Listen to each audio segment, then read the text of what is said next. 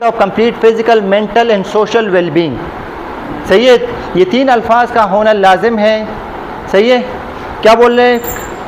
Complete physical, mental and social wellbeing and not merely the absence of disease और क्या है?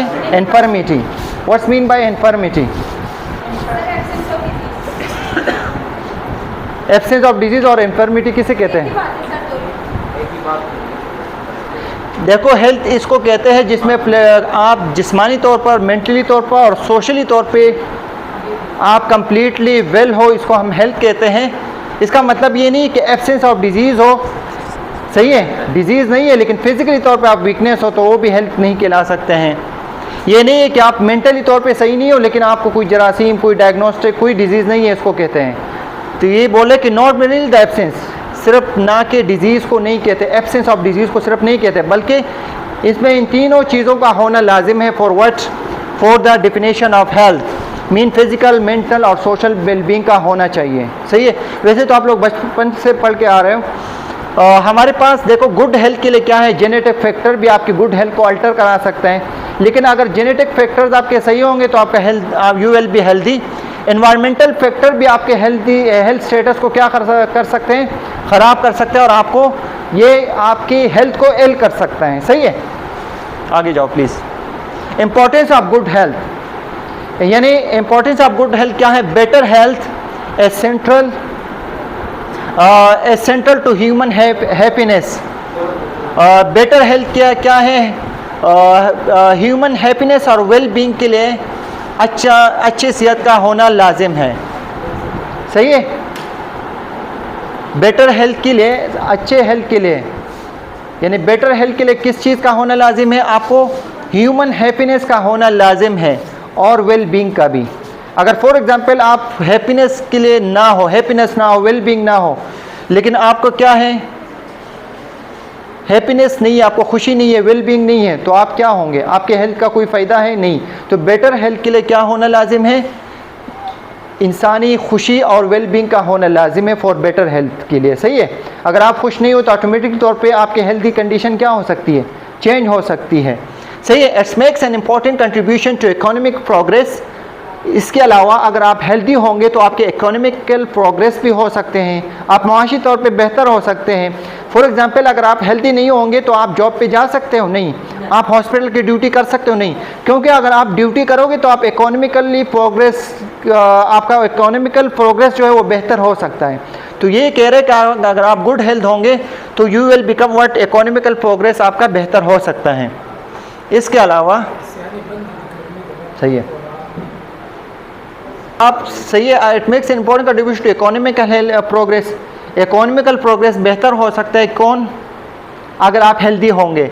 As healthy population live longer, अगर healthy population होंगे तो इसके इन लोगों की लाइफ एक्सपेक्टेंसी क्या हो सकती है? बेहतर हो सकती है, बढ़ सकती है। इसके अलावा वो मोर प्रोडक्टिव हो सकते हैं। मीन मोर प्रोडक्टिव का मतलब वो ज़्यादा, यानी प्रोडक्टिव का मतलब ये है कि वो आइदर इन द एजुकेशन के मैदान में, आइदर क्लिनिकल एरिया में अच्छे से अच्छे प्रोडक्टिव काम कर सकते हैं। अगर आप एक अच्छा नर्स, हेल्दी नर्स होगा तो हॉस्पिटल साइड में वो क्या करेगा? अगर अच्छा नर्स होगा तो वो क्या होगा? They are more productive.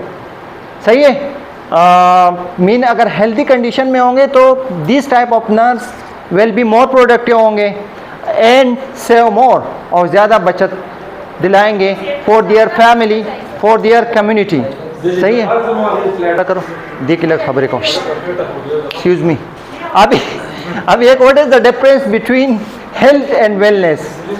सही है, यहाँ पर एक बंदा भी है, तो क्या है डिफरेंस बिटवीन हेल्थ और वेलनेस में क्या फ़र्क है? सही है, हेल्थ मीन क्या है? सेहत है, और वेलनेस मीन क्या है? तंदुरुस्ती है। सही है, ये दोनों एक दूसरे के साथ क्या इंटर रिलेट हैं। अगर आप हेल्थ होंगे तो यू विल बी वेल। सही है, वेलनेस की तरफ आप जा सकते हो। तो यहाँ पर आप देखते हो को who is healthy and who is in the category of wellness. जो सेंट्रल वाला है, इसकी मिसाल यहाँ पर सामने बैठा हुआ है। नेक्स्ट जाओ,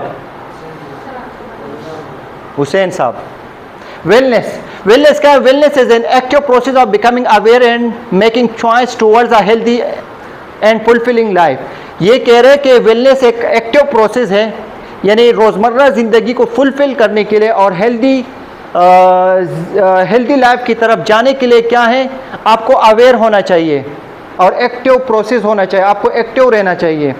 सही है, अगर आपको रोज़मर्रा ज़िंदगी गुजारना है तो you should to be aware. Aware का मतलब ये है कि आपको पता होना चाहिए कि हाई कैलोरी डाइट लूँगा तो मुझे क्या होगा। सही है, तो ये अवेयरनेस कहाँ से जाती है, आपको कौन देता है, ये आपको एपिडेमियोलॉजिकल टाइप ऑफ स्टडी दे देता है। सही है, इसके अलावा wellness is more than being free from illness. Wellness जो है is more than free from illness, ये इलनेस से ज़्यादा इंपॉर्टेंस के हामिल है। It is a dynamic process of change and growth. ये क्या है, ये आप में ये dynamic process of change and growth, ये आपकी तरक्की में अहम किरदार अदा करता है। कौन, वेलनेस। सही है, maintaining an optimal level of wellness is absolutely crucial to life a higher quality of life. इस तरह हाई क्वालिटी ऑफ लाइफ को बरकरार रखने के लिए आपको क्या करना है, an optimal level of wellness होना लाजिम है। ये लाजिम व मलजूम है। अगर आप ऑप्टिमल लेवल ऑफ वेलनेस को बरकरार नहीं रखते हो तो आप हाई क्वालिटी ऑफ लाइफ जो है वो क्या है, आपके लिए नामुमकिन है। तो हाई क्वालिटी ऑफ लाइफ के लिए ऑप्टिमल लेवल ऑफ वेलनेस कैसे करोगे, इसके लिए कुछ लवाजिमात है। उस डाइट न्यूट्रिशनल स्टेटस भी है, वो साइकोलॉजिकल स्टेटस भी है, और इसके अलावा साइको सोशल साइकोलॉजिकल ये सब चीज़ें आ गई। कम्युनिटी लेवल आपको स्ट्रेस नहीं होना चाहिए। सही, इसके अलावा इकोनॉमिकल स्टेटस आपका बेहतर होगा तो आपका क्या होगा, ऑप्टिमल लेवल ऑफ वेलनेस मुमकिन हो सकेगा। वर्कलोड अगर आप पे ज़्यादा होगा तो क्या होगा, आपके ऑप्टिमल लेवल ऑफ वेलनेस होगी, नहीं होगी। तो ये सब चीज़ें एक दूसरे से इंटरलेटेड हैं। फॉर एग्जांपल, आप सुबह से तकरीबन ऐसे समझो कि 24 आवर्स में आप 20 आवर्स ड्यूटी करते हो, 4 आवर लिए आप रेस्ट करते हो। तो ये क्या है, आपके जो मेंटल इलनेस की तरफ आप जा सकते हो।